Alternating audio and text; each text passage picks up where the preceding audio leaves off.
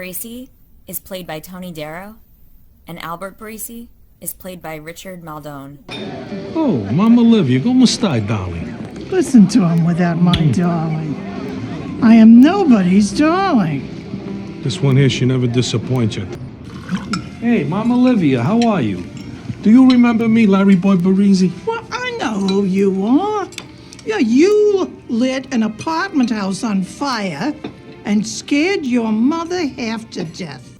One thing, and I'm not sure if this was an error or if Larry just assumed that Livia was kind of already out of her mind, but when he says, "Do you remember me, Larry Boy Barese?"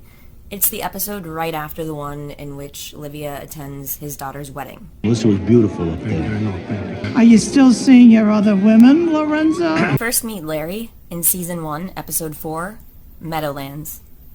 And we first meet Albert in Season 2, Episode 12, The Knight in White Satin Armor. And now you got Bloomfield and the Union Chair.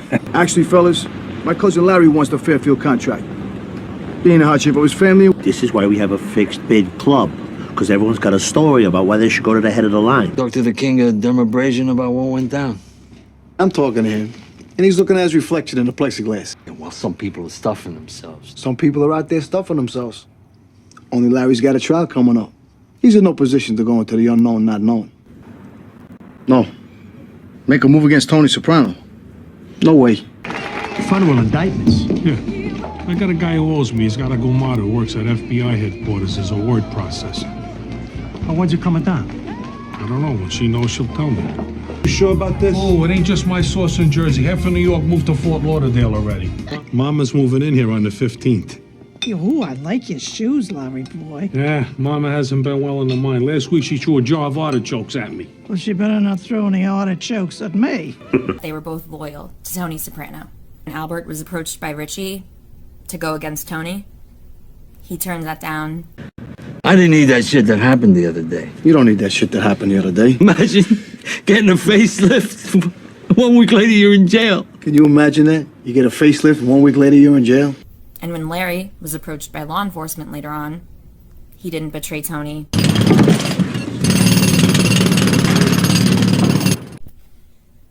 We hear quite a lot of teeth references throughout The Sopranos, and this is certainly one of those.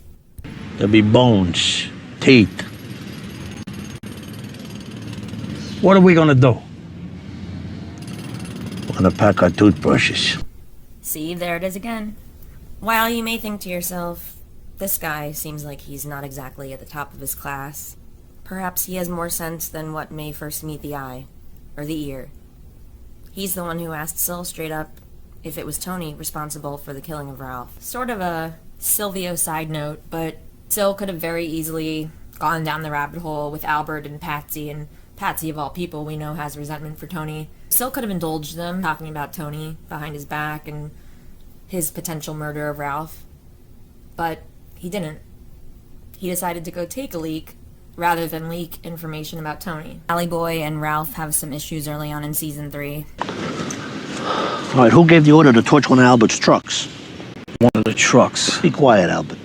Talk to him. He lit up 2 of my dumpsters. What's the matter with you? Both of you.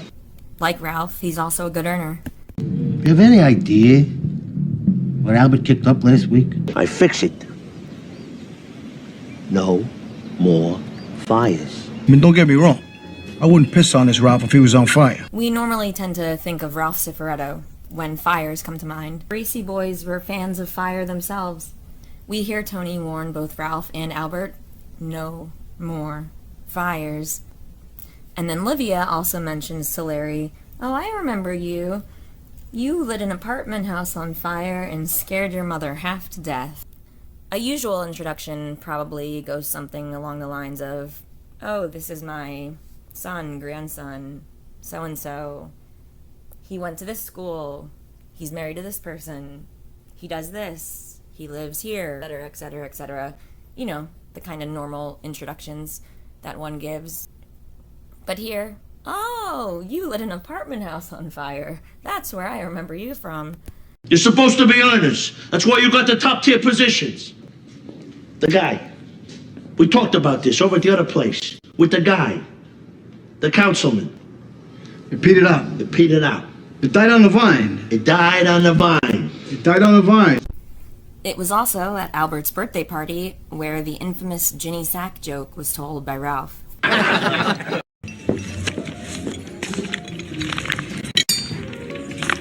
What's your Ralph?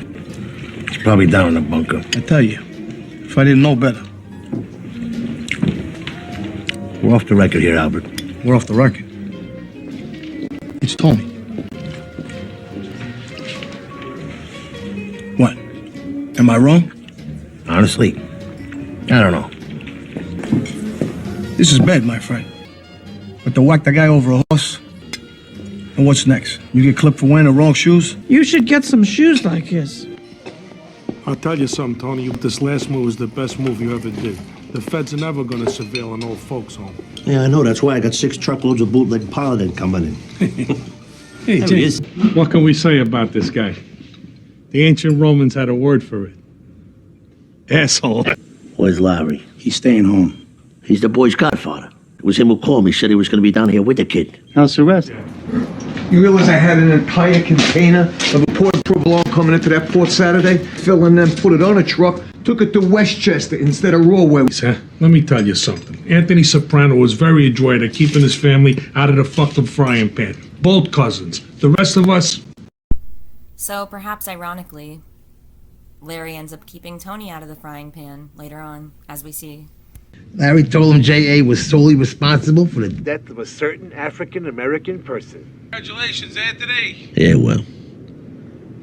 You gotta wonder what's next. But the actors, they don't make up what they say. Oh, it's true. Even De Niro, the girl told me. The script girl. Lorenzo Barese. Hey, how you doing, my friend? You getting enough to eat? Brian Raleigh, U.S. Marshal Service. Terms of your bail confine you to your home, sir. Are you Lawrence Barese? They say life imitates art, art imitates life. In this case, life would be imitating art, because Tony Darrow ends up on house arrest too. I feel like this was a way of showing us that Larry wasn't actually a very nice guy. When it really came down to being there when it mattered, he didn't show up. He's on house arrest, but going to Raymond's birthday party, the Cleaver premiere, so on and so forth. But he uses house arrest as an excuse not to go see his godson at the hospital. In 2011, Darrow pled guilty to 1 count of participating in an extortion conspiracy, and as part of the plea agreement, he was expected to serve between 33 to 41 months in prison. But at sentencing, Darrow's attorney was able to successfully argue that his history of community service, medical conditions, and lack of prior criminal history warranted house arrest and not serving prison time. So he ended up receiving 6 months of house arrest. In 2003, Richard Maldone was facing a drug charge that could have sent him to prison for 15 years. Prosecutors alleged that Richard Maldone offered ketamine to an undercover police officer. This wasn't his first time getting in trouble with the law. He actually previously served time in prison for an assault conviction in the 1990s.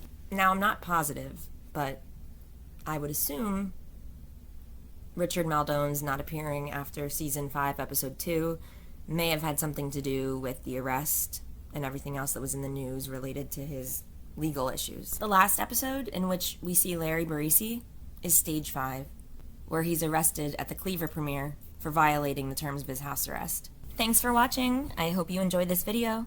Let me know what you think.